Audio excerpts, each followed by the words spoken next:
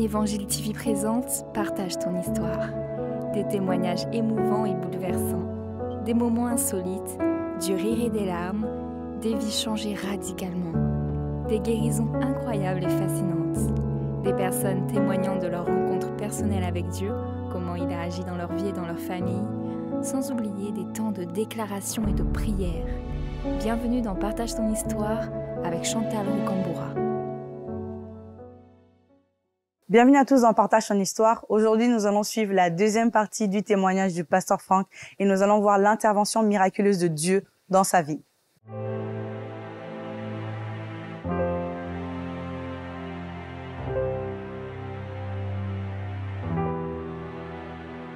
Bonjour pasteur Franck, bienvenue à nouveau pour la suite de ton témoignage, puisqu'effectivement nous avons fait la partie 1. En tout cas, un témoignage, un grand témoignage. Je vais te laisser nous résumer, si tu veux, avec tes propres mots, en 2-3 minutes, tout ce qu'on a vu dans la partie 1 pour que les téléspectateurs puissent comprendre un peu de quoi nous allons parler, vu que là, c'est la suite. Oui, donc j'ai grandi dans une famille franco-ivoirienne et effectivement, avec beaucoup d'enfants, avec beaucoup de frères et sœurs. Et on a tout de suite développé le côté spirituel, puisque très tôt, mes parents déjà ont divorcé, mais également on a été confrontés donc au monde spirituel lié à la sorcellerie. Et comme je l'avais expliqué, j'avais pas tout à fait développé, mais il y a une différence entre la sorcellerie. La sorcellerie, c'est un peu le niveau CP, et le satanisme, qui est encore un autre degré, un autre grade. Et en grandissant, effectivement, je faisais des sorties astrales, voilà, des sorties de corps. Et mon corps donc était utilisé. Je l'ai su après par des entités. Et ce qui m'a permis donc de développer tout de suite un côté spirituel très tôt, autour de 8-9 ans déjà. J'avais ce côté spirituel qui était très développé.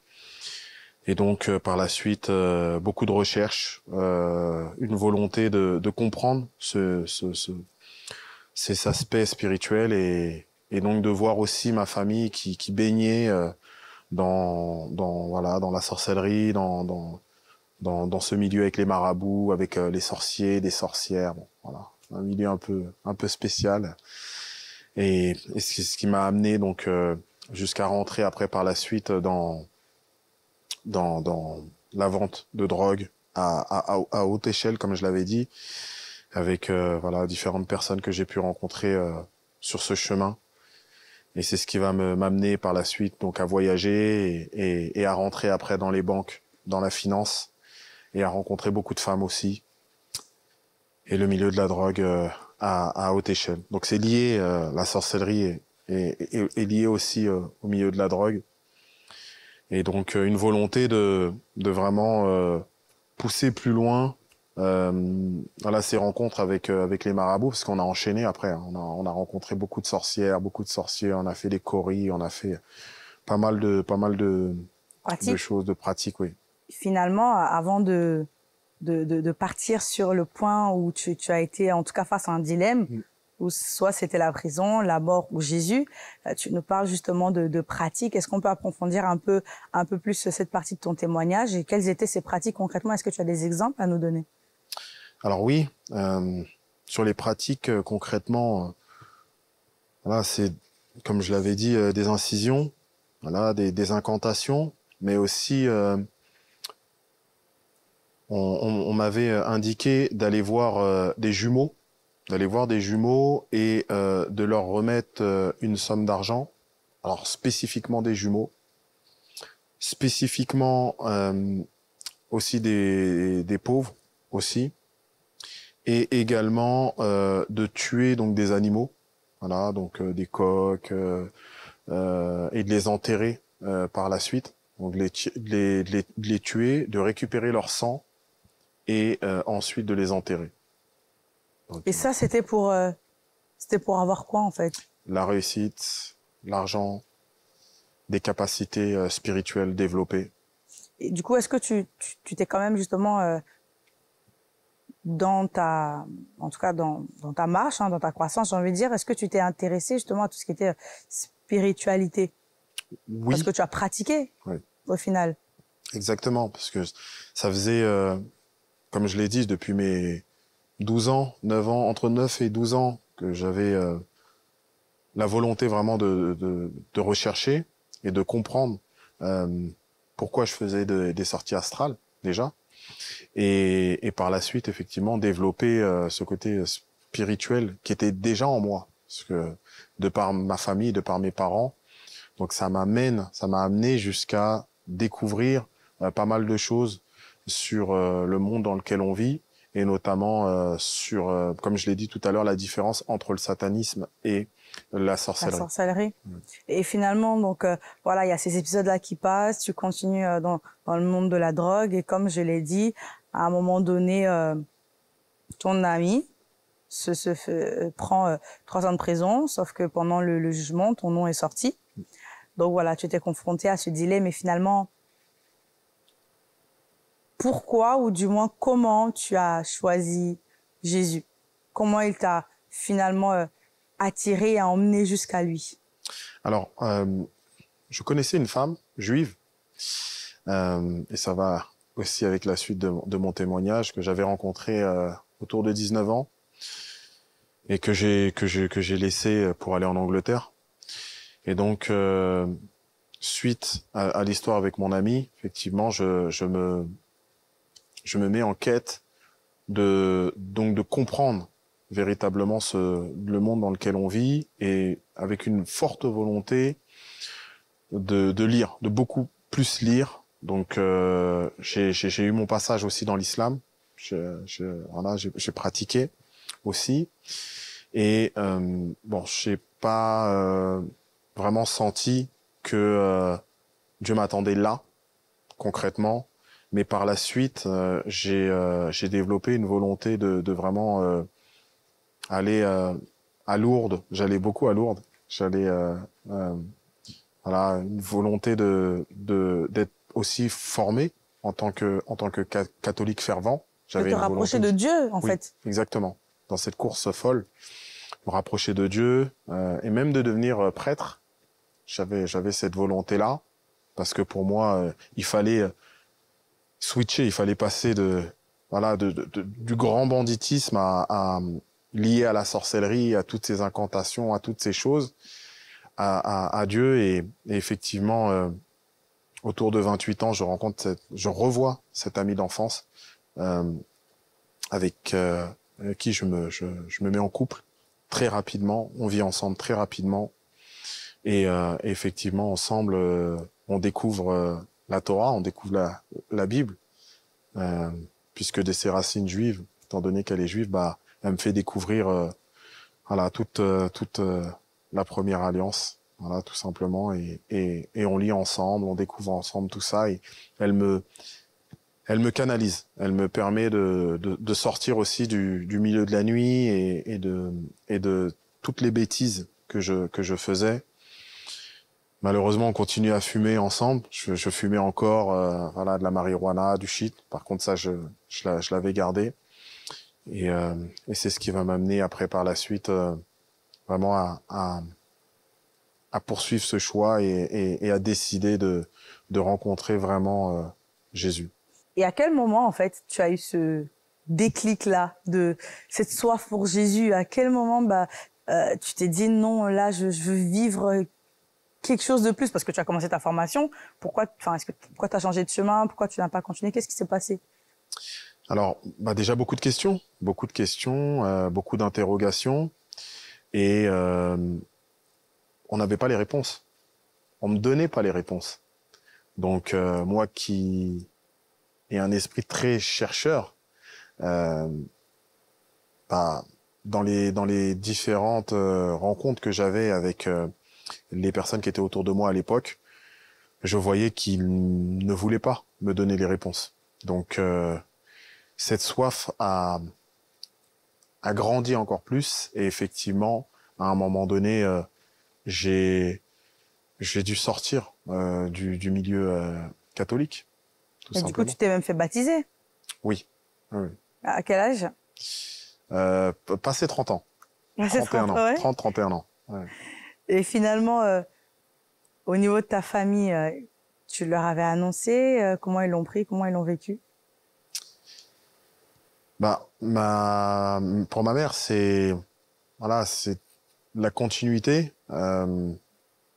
d'avoir vraiment son fils déjà auprès d'elle, puisque concrètement, j'ai d'autres sœurs, tout ça, dont certaines sont dans l'islam. Donc voilà, ma mère, pour elle, c'était Jésus en premier, et puis après la suite, on verra. Et quand tu es quand même rentré après en Côte d'Ivoire, et tu avais un cousin qui lui aussi avait été dans des travers, et finalement qui s'est consacré à Dieu. Quelle a été son influence sur ta vie, finalement, sur ta marche en tout cas avec Dieu, ou ta recherche? Alors je retourne en Côte d'Ivoire, et effectivement, j'étais encore dans les boîtes de nuit, encore dans les délires. Et effectivement, mon cousin, il a cette soif. Moi, j'ai cette soif, sauf qu'il est en avance sur moi, sur plusieurs mois, sur quelques mois. Et il est dans une assemblée évangélique où effectivement il y a un apôtre qui me rencontre et qui dit dans la cuisine avec mon cousin, il prend mon cousin à part, il fait lever mon cousin et il le prend à part et il dit à mon cousin mais il fume, il se drogue. Et moi j'étais avec un ami et je lui dis mais comment il peut savoir ça? Oui. Je lui ai pas parlé de ça moi.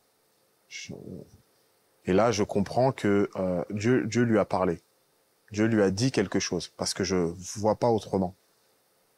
Et à partir de là, mon cousin me prend sous son aile et effectivement va m'apporter une meilleure compréhension du monde spirituel, de Jésus-Christ, une volonté de lire la Bible. Et là, à partir de là, j'avais jamais lu la Bible avant. J'avais lu des passages, des bribes de passages par-ci par-là, mais j'avais jamais vraiment lu la Bible de Genèse à Apocalypse.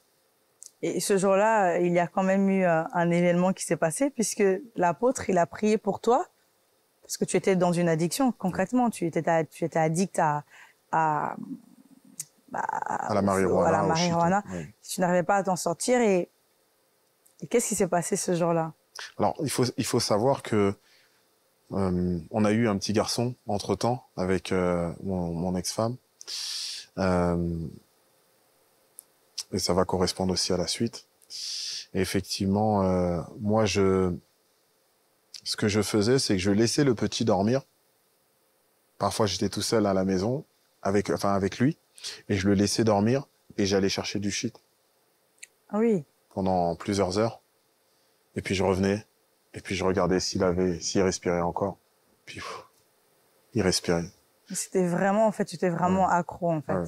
C'était une grosse addiction. J'ai fumé pendant 13 ans, de 6 heures du matin jusqu'à minuit, 1 heure, le même jour, quoi. Donc, c'était tout tourné autour de ça. C'est vraiment une addiction, donc tu avais vraiment besoin de délivrance. Exactement. Et c'est ce qui s'est passé? Pour mon cas, de toute manière, c'était obligatoire qu'il y ait une démarche surnaturelle parce que les patchs n'allaient pas marcher, rien n'allait marcher. J'étais vraiment accro au shit. Donc l'apôtre prie pour moi, il m'impose les mains. Et là, j'expérimente véritablement la puissance de Dieu. Comment tu l'as expérimenté? Qu'est-ce que tu ressens? Qu'est-ce que tu entends? Je sais pas. Qu'est-ce qui se passe? C'est quoi expérimenter la puissance de Dieu? Véritablement, il met simplement ses mains, voilà, et il parle. Voilà, il parle à l'addiction. Et 30 minutes après avoir prié, c'est comme si je n'avais jamais fumé de toute ma vie. Donc on passe de 13 ans de shit, de choses les plus farfelues les unes que les autres, à j'ai jamais fumé de ma vie, j'ai jamais connu même le geste, tout était parti. Et finalement, est-ce que tu as refumé après ça? Alors, il y a eu des rechutes? J'ai eu une rechute avec un ami qui m'avait proposé de fumer avec lui un soir. Mais sinon, j'ai eu qu'une fois. Voilà. Sinon, après, en fait, c'est la délivrance totale. Ah, totalement. Un dégoût même, puisque plus personne ne pouvait fumer à côté de moi. C'était... L'odeur te dégoûtait, c'est ça? Ah oui, complètement, totalement. Et au niveau de ta santé, je veux dire, c'est quand même un miracle parce que là, tu es en très bonne santé. Ouais. Et tu as fumé beaucoup de choses, donc les poumons, ils sont souvent atteints quelque part. Exactement. J'ai eu cette grâce vraiment de pouvoir vraiment sortir de tout ça et je me suis rendu compte par la suite, en faisant aussi quelques analyses, que c'est un grand miracle, que j'avais plus rien, que voilà, les poumons étaient nettoyés et que il y avait plus rien du tout. Non seulement il t'a sauvé de cette addiction et il t'a guéri en même temps, en fait. Exactement. Mais finalement, dans l'épisode où justement, tu étais un peu conflictuel avec ton ex-femme, tu t'es retrouvé à la rue. Oui. Et tu as dû repartir chez ta maman, c'est ça? Exactement. Exact. L'amour de Christ en moi a commencé à grandir et il débordait. Donc je parlais à tout le monde. Je parlais au travail. Je disais à mes collègues chargés d'affaires qu'il fallait penser aussi à Jésus. Voilà. Je parlais à ma mère, je parlais à mes sœurs, je parlais à mes amis, à mon entourage proche. Je parlais à tout le monde. J'avais cette soif. Tu saoulais un peu, parce que souvent c'est comme ça que ça se passe. Hein. Quand tu rencontres Jésus et que tu es en feu, tu veux dire à tout le monde ce qu'il a fait pour toi. Exact. Et tu te retrouves à saouler les gens. C'est exactement ça. Mon ex-femme fumait. Son père aussi. On fumait tous les trois. On fumait ensemble. Donc moi, je reviens de Côte d'Ivoire et je fume plus. Donc pour eux, c'était... Qu'est-ce qui s'était passé? On se pose des questions. Il y a eu un changement. Et il me propose une cigarette. Je dis, carrément. non, je fume plus. Si, il faut que tu refumes. Carrément. Il faut que tu reprennes, bien sûr.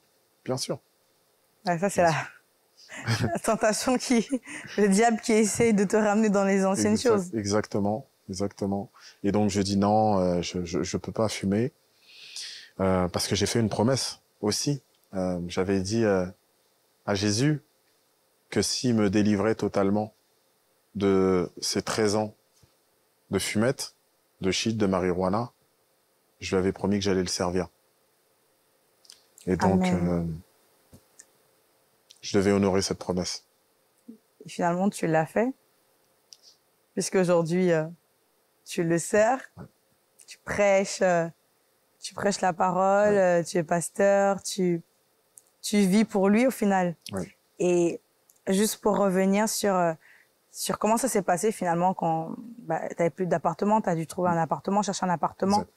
Et tu en as trouvé un très rapidement? Alors, je me sépare d'avec mon ex-femme, puisque ses parents ne veulent pas que j'aille plus loin dans cette quête, dans cette démarche avec Jésus. Au début, ça leur allait bien, il n'y a pas de problème. Mais quand ça commençait à... Alors, je me souviens, une anecdote qu'elle m'a indiquée, c'était si tu deviens pasteur, on sera plus ensemble, on pourra plus rester ensemble. Donc, elle avait déjà la compréhension et même la révélation de l'appel avant que je connaisse même. Je savais, mais tu parles de quoi? C'est quoi pasteur? C'est quoi tout ça? Je connaissais même pas tout ça. Et donc, par 2 fois, son père est venu me voir. La première fois, tout doucement, et il m'a demandé de choisir entre ma femme, mon fils et l'église et Jésus. Bon, moi, j'ai pris ça un peu à la rigolade. Je me suis dit, bon, il plaisante.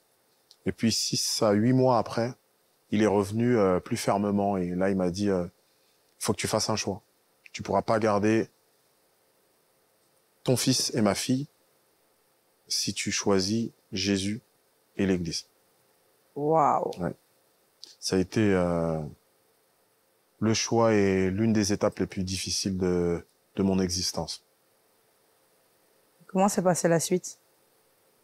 Séparation obligatoire, puisque j'ai choisi, si je suis là, c'est que j'ai choisi Jésus. Et par rapport à ton fils? Alors, le petit, il a du sang juif, il est juif. Donc, effectivement, alors très tôt, on a mis les choses en place pour qu'il puisse grandir aussi avec la connaissance aussi une partie juive et ce qui moi me concernait avec Christ. Et donc à la séparation, ça a été un déchirement puisque pour la première fois de ma vie j'ai vu mon fils partir. J'étais habitué à aller le voir toutes les nuits, voilà, voir s'il respire, si il dort bien. Et puis je mettais la Bible audio en dessous de son lit. Et puis j'ai dû lui expliquer. Il avait 3 ans, voilà, 3 ans. Ouais. Et donc j'ai dû lui expliquer que papa il allait se séparer de maman et que c'était pas grave, mais que papa il devait accomplir un rêve par rapport à Jésus. Voilà. Donc on s'est séparés en plein confinement en 2020. Juin 2020. Et je rentre un jour à la maison et je découvre qu'elle avait mis en vente l'appartement où on vivait. On l'avait acheté à 2, mais elle l'avait mis en vente. Et donc je vois les commerciaux dans la maison et qui me proposaient des prix pour la vente de la maison. Et puis moi, bon, j'étais tellement j'avais tellement cette soif pour Jésus que bon, j'ai dit on vend la maison, on vend tout, il y a pas de problème. Moi, c'était Jésus, quoi. Et finalement, Dieu t'a quand même parlé, t'a demandé de lui laisser, de lui faire confiance par rapport à l'histoire avec ton fils. Parce que c'est vrai que clairement, ce sont des persécutions. Oui. Dieu me fortifie vraiment, me donne tout de suite la compréhension qu'il va y avoir séparation, qu'il faut que je reste fort. Je le sens au plus profond de moi que je dois rester fort et que les choses vont bien se passer, que mon fils va être protégé, mais que il a des projets, des grands projets pour moi, aussi bien en France, en région parisienne, mais également à l'international, et qu'il faut que je souffre en silence. Voilà. Donc j'apaise mon cœur et j'obéis. De toute façon, celui qui nous appelle est le même qui est capable d'arranger les situations.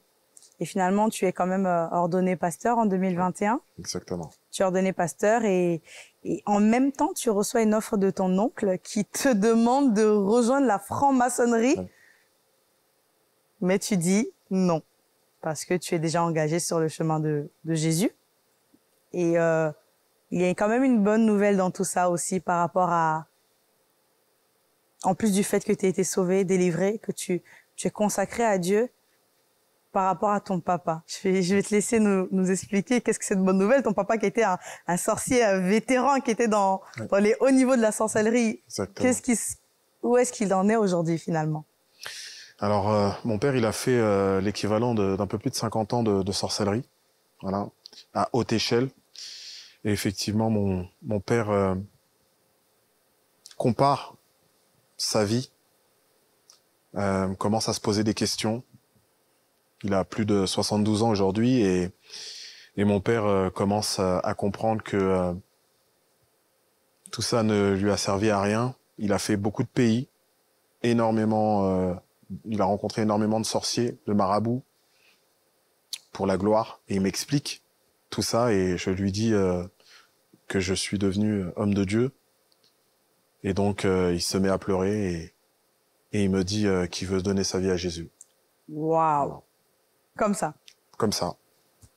Après lui avoir raconté quelques témoignages, il a donné sa vie à Christ. Bon, il y a pas longtemps, hein, Oui. il y a 4-5 mois. Mais il savait quand même ce dans quoi tu étais. Oui. Et pour lui, c'était un grand témoignage de voir en fait tout ce que son fils avait fait et de savoir en fait finalement qu'on peut en arriver là où Dieu nous sauve. Exactement. Exactement. Waouh! Et c'est surtout cette volonté de me raconter aussi. Il a commencé à me donner son témoignage puisqu'il y a beaucoup de détails sur tout ce qu'il a réalisé dans la sorcellerie que je n'ai pas encore. Mais effectivement, je lui ai dit de comparer entre ce que l'autre côté lui offrait, et entre la perspective d'être sauvé par Jésus et de vivre par la suite l'éternité avec Jésus, tout simplement. Amen, amen. Vraiment, on voit qu'au travers de ton témoignage, il n'est jamais trop tard en fait pour se tourner vers Dieu. Et si vous aussi vous me regardez et que vous voulez vous tourner vers Dieu, vous voulez, vous dites peut-être mais je suis trop loin. Non, tu n'es pas trop sale pour revenir à Dieu. Le Seigneur a des plans pour toi et tu peux aujourd'hui décider de rencontrer Jésus en fait et de faire partie de la famille de Dieu. Pas dans une religion, mais avoir une relation personnelle avec Jésus. Et j'aimerais t'inviter et faire cette prière avec toi pour que tu puisses naître de nouveau et toi aussi expérimenter le salut et la délivrance. Et tu vas tout simplement fermer les yeux et faire cette prière, répéter à haute voix avec moi. Et tu vas dire, Seigneur Jésus, aujourd'hui, je veux te rencontrer et je veux véritablement m'abandonner à toi. Je crois que tu es le Fils de Dieu et qu'il t'a ressuscité d'entre les morts. Je t'ouvre mon cœur, je te reçois et je t'accepte comme mon Seigneur et mon Sauveur. Merci d'avoir effacé mes péchés. Aujourd'hui, je recommence une nouvelle vie. Au nom de Jésus, Amen. Tu t'as fait cette prière, bravo. Amen. Félicitations et laisse-moi te dire que ta vie ne sera plus jamais la même. Fais confiance à Dieu. Il est celui qui va totalement changer tout autour de toi. En tout cas, si vous avez un témoignage, n'hésitez pas à me contacter sur ma page Instagram, partage ton histoire. Merci de nous avoir suivis. Merci encore, Pasteur Franck, pour ce témoignage glorieux, vraiment. Et on se retrouve pour une prochaine fois pour suivre un autre témoignage dans Partage ton histoire.